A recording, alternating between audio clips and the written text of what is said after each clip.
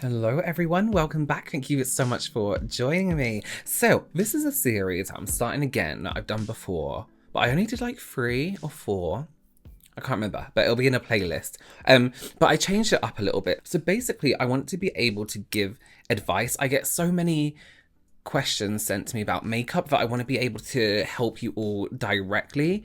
But I can't spend my time sitting on my phone or at a computer just answering questions, because I will be there forever and ever. So this is a series where I'm going to help you out. We're going to look at your pictures, your questions, your videos, whatever it is you send it to me. I'm kind of seeing how this goes today, and that will kind of decide how I carry on doing this. But for now, the only way you can get your questions to me is by going to this website and reading. You must read what I've put before. I've written that and put that there for a reason. So please read the text, and then if you comply with that, or if that's your, if you're into it, then you can go ahead and send your question. Please do not contact me via any other email or website regarding makeup, your personal makeup questions, other than on this website. I also don't answer makeup questions through Instagram or Twitter, because this is the fairest way I can think to do it on this website. I can see what the order they come in. I can direct you to a video that I've already done if that answers your question within that video. I'm very, very lucky that I have an assistant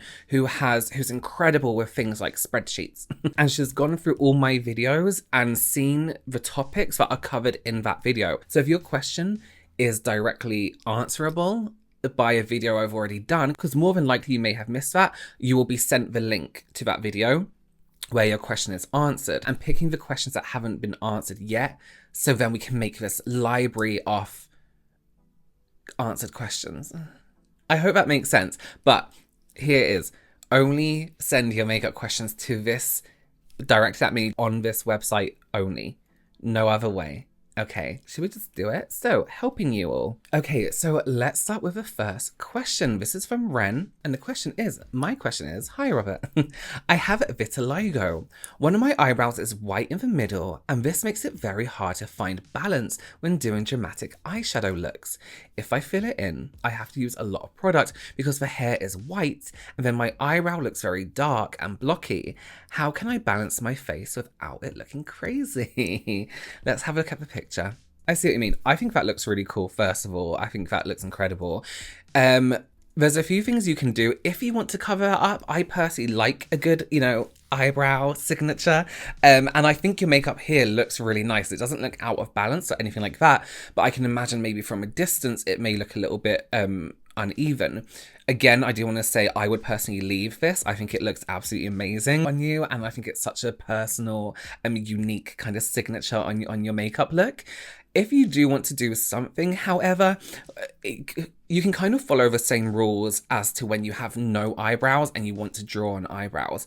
I feel like it takes more than one product, but not used excessively. For example, if I was to reshape this brow now with products, I would start with a eyebrow pen, like a very fine brow pen, to add individual hair strokes. They don't have to be perfect, but they just have to go in the direction of your brow. And I would have that as the same shade as your eyebrow hairs.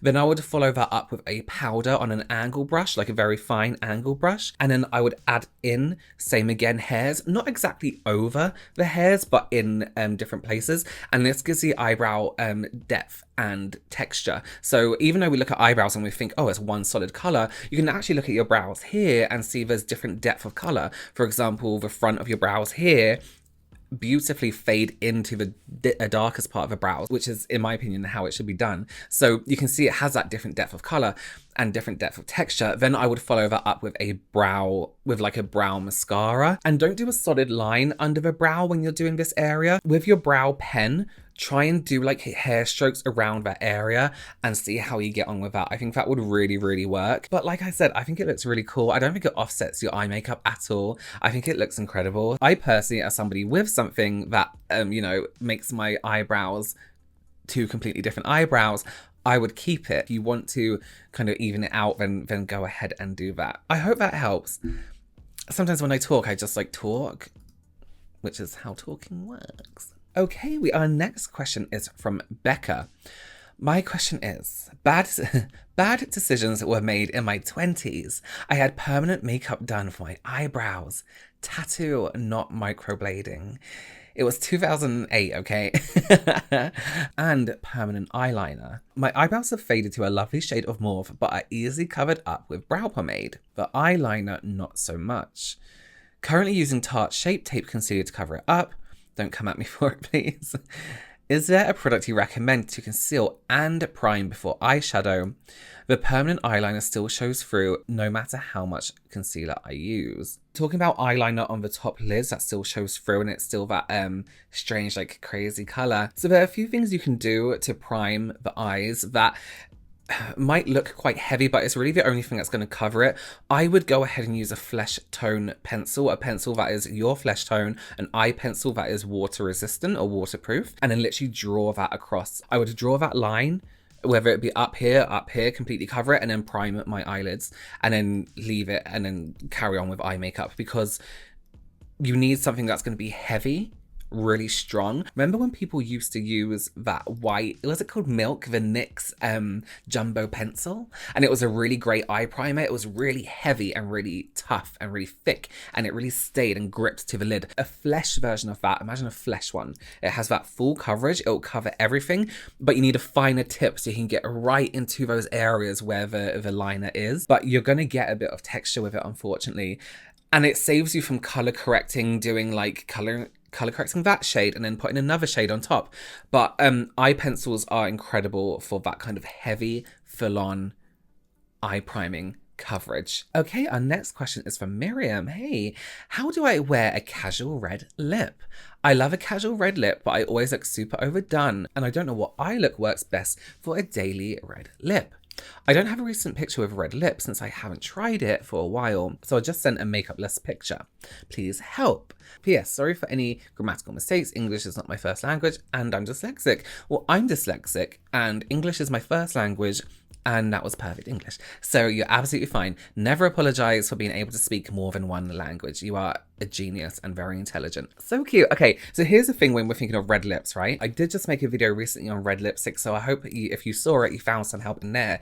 Here's the thing with you, especially Miriam, and you personally. Here's some things you can consider while choosing a red lip, a casual red lip. Your hair tone and your skin tone. So to me, you have more of a yellow, not super yellow, but maybe yellow to neutral skin undertone. Your hair is also that kind of white blonde with the darker roots, which I love as a look. You have like different options, you know, multiple choice. So something that will look on you as a casual red lip would be a lipstick that has more of an orange undertone. So as opposed to what I call a classic lip, which is more of a blue undertone. So to keep it casual, if we're talking about a red lip that you'll feel comfortable in wearing every single day, a yellow undertone will fit nicely with the rest of your skin tone and hair tone. Then if you want it to pop and look incredible and have that really amazing, like extravagant red, then you can go opposite and go for a blue tone red, which is more of those Hollywood reds.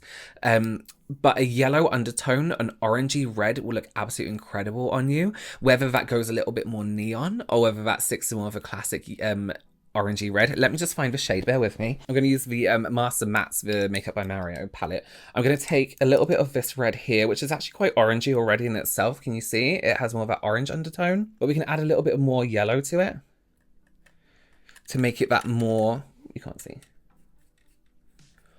More, can you see that orangey, how orange that is? And it is slightly more neon. So that's the kind of tone you're looking for. That'll look absolutely incredible on you. And although it may look really bright, the reason why I think it'll be more casual is because it's in sync with your skin tone. Whereas if we made it a bluer undertone, like this, literally by adding blue, it's opposite to your skin tone, so it stands out against it a little bit more. And this goes for the same with gloss. You can do the same thing with a lip gloss. Find a lip gloss that's red, but that orange tone red. And what's great about having a red that suits your skin tone perfectly is you can literally wear it with what you've done in this picture. Really just fresh skin, fresh eyes, your glasses, whatever clothes. You can wear it with pajamas and you're going to look super casual, but also super classy at the same time, you know? Next question is from Corey. It says, I'd love some tips on how to apply powder foundation. I like the idea of powder foundation since it's easy to carry around and touch up after wearing a mask, but it's hard to find tutorials on applying it so it looks nice. Thanks for any tips you can provide. So I personally love powder foundation. I go through stages where I'll wear powder, then liquid, then powder and liquid. I wonder if there's not very many online tutorials because it doesn't look so great under these cameras and lights unless you spray it with loads and loads of setting spray afterwards, or hydrating mist, which I will also get to in a second. For me, powder foundation is about the right brushes and the right pressure in terms of how much of a product you're using. Do I have a powder foundation? I have this. So let's say, for example, this is a powder foundation.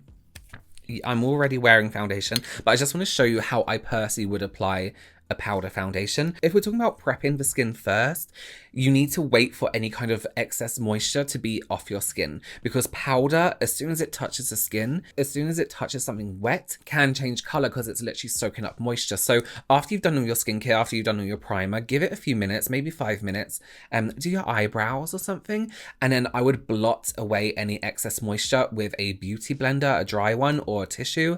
Beauty sponges are less wasteful, so you can just use that. And then I would choose a particular kind of brush. This is actually from a brush roll from Beauty Bay, and this is a BB103. But the reason I've chosen this brush is because of how stubby it is. It's quite dense and quite thick, and I find when you're applying powder foundation, you kind of need to do like very tight, very fine circles, but I don't want that much movement. As if I was to do it with a brush like this, which is really long, of course you wouldn't, but for example, because it has the long hairs, you don't get that pressure. And what you want with a powder foundation is even pressure throughout the application. So I'm going to take this brush, and then I'm going to take a eyeshadow blending brush, or a small blending brush. And what I want to do, I don't know how this is going to look on top of my foundation, but we'll try anyway. I'm going to load the brush with my powder foundation. I'm not going to worry too much about tapping off at excess. And then I'm going to start with the nose, and I'm going to do short but tight circles like this. And the reason I'm doing this is because I find it shows up texture a lot less. You'll find with some powder foundations that once you get going, it can really show up texture in the skin. So short but tight circles. We're not doing this. We're doing this. Short, short, short and tight. And because I'm doing short and tight circles, I'm not worrying about getting in these areas just yet. Those small fiddly areas are going to be what we're going to use our blending brush for. And then, as I mentioned earlier about a hydrating mist or setting spray, I don't worry about how powdery it's looking just yet. Obviously, we don't want it to look like cakey powder on the skin. But notice I'm always starting from the middle, and then I'm circling outwards in that direction. Circling outwards in the direction outwards. So I'm circling this way, and then I'm circling this way. And then if you want to, you can do one last swipe after you're happy with the texture. Very light-handed. Notice I'm holding my brush in the middle. I'm not holding it right here because again, that's too dense. You'll get too much texture. I'm holding it up here. Up here is lighter, but then you don't have enough control. So I'm holding it right in the middle so I have that even pressure. Then I can do a final sweep. Then with my smaller brush, I'm going to get the areas where I might have missed. And you can be a little bit more sporadic with this. Remember up in here as well, that area between the eyes and the nose, the bridge of the nose. Now, I personally like a matte look, so I'm going to leave it matte, but you can absolutely then finish off with a hydrating mist or setting spray. Do be careful with setting sprays. However, I sometimes don't like how they can interfere with powder foundation. So if you're oily, I'm assuming you might have an oilier skin, I would just leave it as this and go on from there. I hope that helps, because powder foundation can be difficult, but take it slower with powder foundation. It seems easier it's definitely easier to touch up with, that's for sure, but it's not as easy to apply. And especially sometimes when you're having those rougher days where it's like, oh, today my skin isn't behaving, it can be a little bit, ooh, you know? Next we have a question from Maddie. Hi Robert, I need help with my contouring and highlighting my round face. Any tips would be greatly appreciated.